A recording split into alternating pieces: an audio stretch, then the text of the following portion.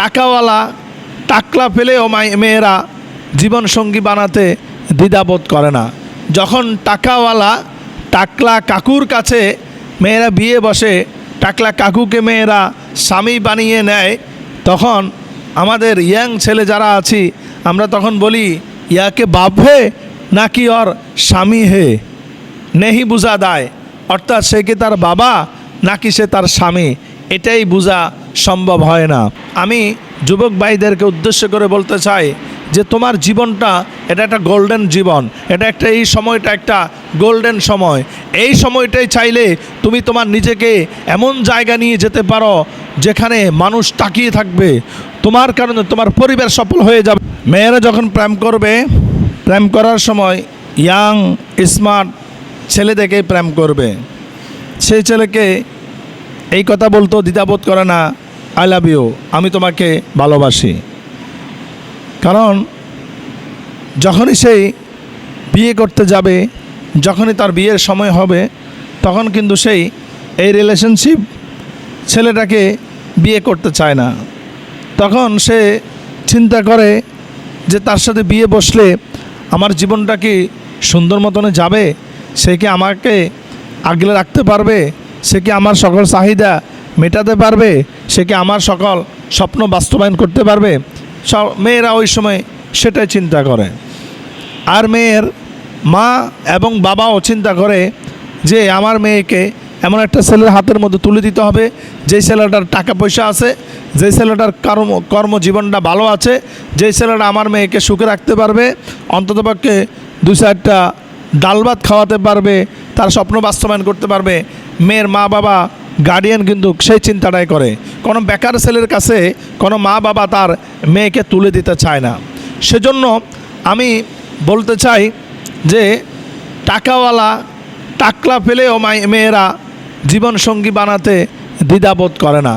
যখন টাকাওয়ালা টাকলা কাকুর কাছে মেয়েরা বিয়ে বসে, টাকলা কাকুকে মেয়েরা স্বামী বানিয়ে নেয়, তখন আমাদের ইয়াং ছেলে যারা আছি আমরা তখন বলি, ইয়াকে বাপ হে নাকি ওর স্বামী হে, নেহি বুঝা দায়। অর্থাৎ সে কি তার বাবা নাকি সে তার স্বামী, এটাই বোঝা সম্ভব হয় না। সেজন্য আমি বলবো যুবক ভাইদেরকে উদ্দেশ্য করে, যদিও প্রেম করা এটা হারাম, এটা হালাল না, চেষ্টা করবা রিলেশনশিপে না জড়ানোর জন্য।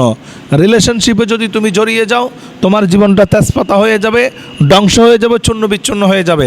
একটা মেয়ে তোমার পছন্দ হতেই পারে, ওকে পাইন, এটাকে পছন্দ করে রাখো।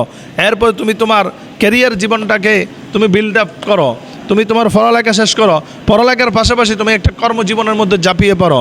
পড়ালেখার পাশাপাশি যদি তুমি পার্ট টাইমও একটা কর্মের মধ্যে একটা কাজের সাথে তুমি লিপ্ত হয়ে যাও, যেইভাবে তোমার পড়ালেখার স্কেলটা ডে বাই ডে বাড়তেছে, শেষ প্রান্তে যাচ্ছে, ঠিক তেমনিভাবে তোমার কর্মজীবনটাও আস্তে আস্তে করে উন্নতির দিকে চলে যাচ্ছে। একটা ছেলে, একটা ভাই যখন পড়ালেখার পাশাপাশি যদি তার ইনকাম লেভেল কমপক্ষে 15 থেকে 20,000 টাকা প্লাস হয়ে থাকে, আমি বিশ্বাস করি যে সে চাইলে মোটামুটি যে কোনো মেয়েকে, পছন্দের মেয়েকে প্রস্তাব দিলে সে জীবনসঙ্গী হবে, লাইফ পার্টনার তাকে করানো যাবে। কিন্তু তুমি কোনো কর্মকাজ না করে সারাদিন যদি মেয়েটার পিছনে ছুটতেই থাকো, মেয়েটা কিন্তু তোমাকে ব্যবহার করতেছে, টাইম পাসিং করতেছে, কিন্তু মেয়েটার যখন জীবন সঙ্গীর প্রয়োজন হবে তখন কিন্তু তোমাকে ছুঁড়ে ফেলে দিবে, তখন কিন্তু তোমার কাছে আসবে না। কারণ তখন সে তোমার ভালোবাসার কথাই চিন্তা করবে না, তখন সে চিন্তা করবে আমাকে কি সে খাওয়াতে পারবে, আমার ভরণ পোষণ কি সে দিতে পারবে, আমাকে কি সে শপিং করে দিতে পারবে। তখন মেয়ের পরিবার এই কথাগুলো চিন্তা করে। সেজন্য আমি যুবক ভাইদেরকে উদ্দেশ্য করে বলতে চাই যে তোমার জীবনটা এটা একটা গোল্ডেন জীবন, এই সময়টা একটা গোল্ডেন সময়।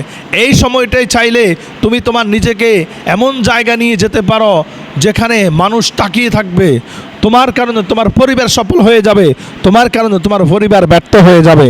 একটা ছলনাময় মেয়ের পিছনে তুমি সময় কাটিয়ে জীবনটাকে শেষ করতে পারবা, জীবনটাকে শেষ করা যাবে না। কারণ তুমি একটা ছলনাময় মেয়ের পিছনে তোমার টোটাল সময়টা যদি তুমি কাটিয়ে দাও, তখন দেখবা যখন তার সঙ্গীর প্রয়োজন তখন সে অন্য একটা টাকাওয়ালা টাকলার হাত ধরে তার জীবনটাকে চালিয়ে নিবে, কিন্তু তুমি একেবারে একটা বিপদের মধ্যে পড়ে যাবে। তোমার জীবনটা হয়ে যাবে তেজপাতার মতো, অর্থাৎ তুমি দিশেহারা হয়ে যাবে। সেজন্য আমাদেরকে, অর্থাৎ ইয়াং যারা আছি, যুবক যে ভাই যারা আছি, তুমি একটা মেয়েকে যত বেশি পছন্দ করো, তার চাই একটা মেয়েকে যত বেশি গুরুত্ব দাও, তার চাইতে বেশি গুরুত্ব দিতে হবে তোমার ক্যারিয়ারকে, তোমার জীবনকে, তোমার লাইফকে। দেখবা ফুলের কাছে ফুল যদি ভালো হয়, ফুলের মধ্যে যদি ঘ্রাণ থাকে, মৌমাছি অনায়াসে আসবে। ফুলের মধ্যে যদি ঘ্রাণ না থাকে, মৌমাছি কখনো আসবে না। এজন্য তুমি যদি অসংখ্য মৌমাছি চাও তোমার কাছে আসুক ঘ্রাণ নেওয়ার জন্য, মধু নেওয়ার জন্য, তাহলে তুমি একটা ফুলের বাগান লাগিয়ে দাও। যখন তুমি একটা ফুলের বাগান লাগিয়ে দিবে, দেখবে তুমি মৌমাছির কাছে যাওয়া লাগবে না, মৌমাছি স্বয়ং তোমার কাছে চলে আসবে, তোমার বাগানে চলে আসবে।